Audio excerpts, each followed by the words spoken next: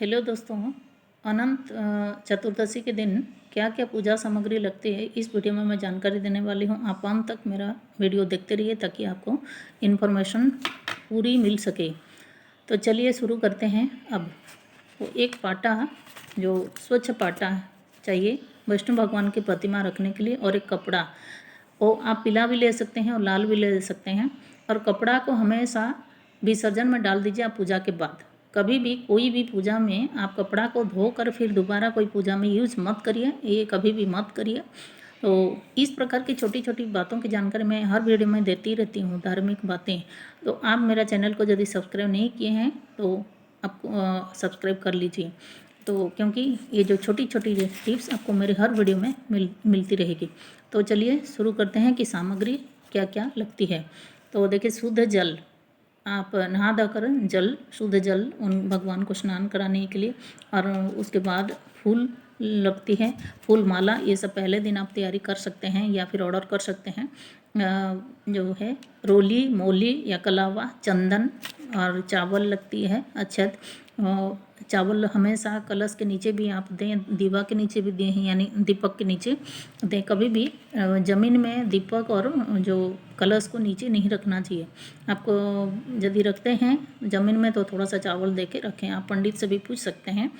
एक कलश लें, जो कलश बिठाने के लिए आप लें, और उसमें हमेशा मोली बांधकर आप कलश बिठाएं।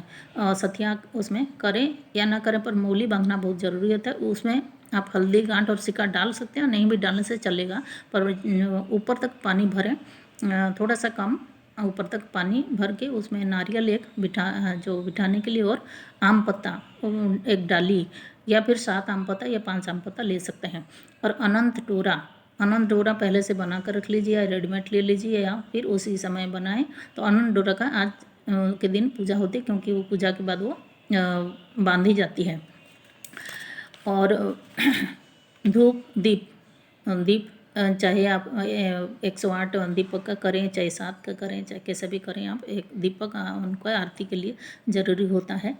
और मोली उनको जो चढ़ाएं, वस्त्र रूप में आप उनको मोली भी चढ़ा सकते हैं, या फिर उनका जो धोती और गमछा भी रख सकते हैं भगवान के जो वस्त्र रूप में।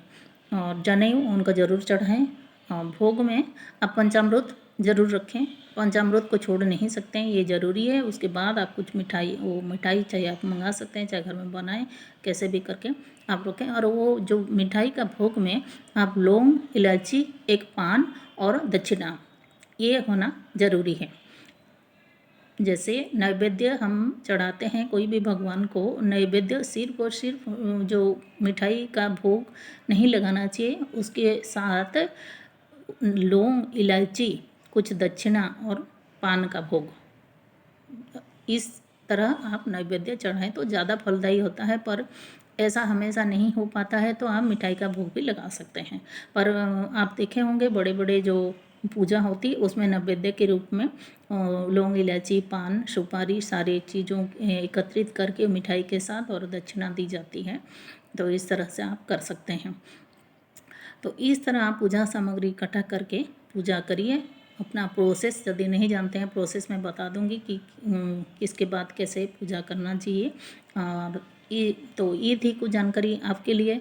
और जानकारी के लिए आप मेरा जो चैनल को सब्सक्राइब करिए।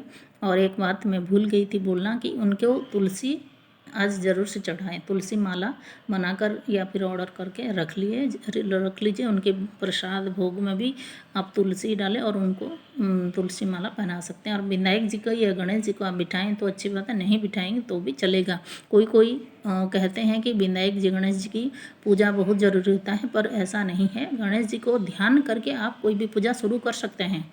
कोई बड़ा पूजा जो षोडशोपचार का पूजा में गणेश जी को बिठाना बहुत ज़रूरी होता है, पर ये जो हम लेडीज़ लोग कोई पूजा करते हैं तो उसमें विनायक जी को या गणेश जी को बिठाना ज़रूरी होता है, उनका ध्यान कर लीजिए तो भी हो जाता है। तो ये थी कुछ जानकारी आपके लिए, और इस प्रकार की जानकारी के लिए मेरा चैनल को सब्सक्राइब करना ना भूलिए।